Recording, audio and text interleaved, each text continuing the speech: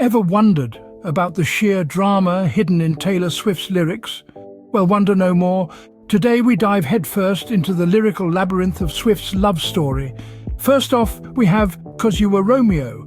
Now, who wouldn't want to be likened to a dashing Shakespearean heartthrob? But let's not forget, our dear Romeo doesn't exactly have a happy ending, does he? Perhaps not the most flattering comparison after all. Moving on, we have "I Was a Scarlet Letter." Here, Swift likens herself to a 19th century symbol of shame. A bit of an odd choice, don't you think? But hey, we're talking about the Queen of Pop here. She plays by her own rules. Finally, we reach "And My Daddy Said Stay Away from Juliet."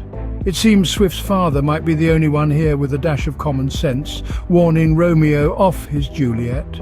All right, folks, so far we've got a tragic hero, a symbol of shame, and one very sensible dad. What a party. Now let's roll up our sleeves and dive deeper into this lyrical soup.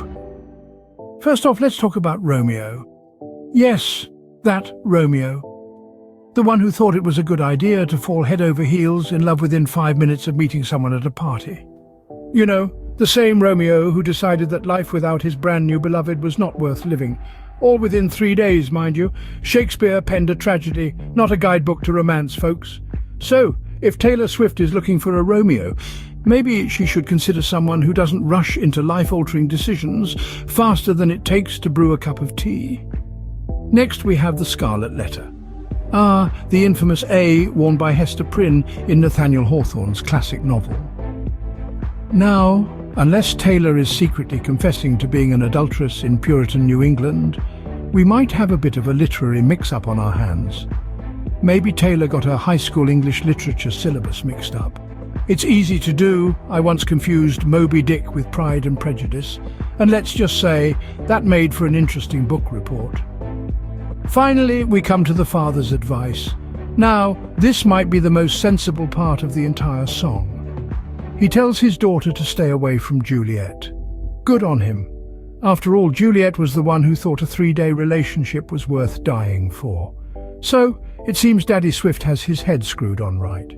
He's not looking for a son-in-law who's going to be as impulsive as a moth drawn to a flame.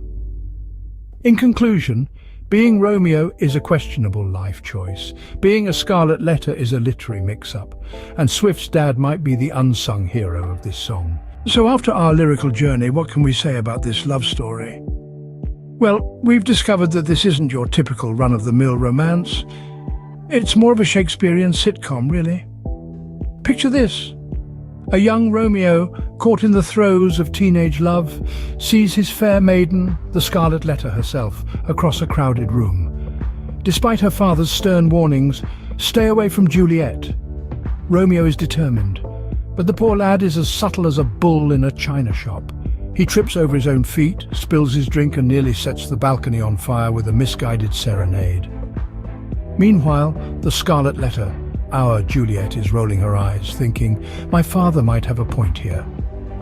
So when you next hear this song, imagine it as a slapstick comedy about the perils of overdramatic romance. And there you have it, folks. Next time you listen to this song, remember it's not just a love story, it's a comedy of errors.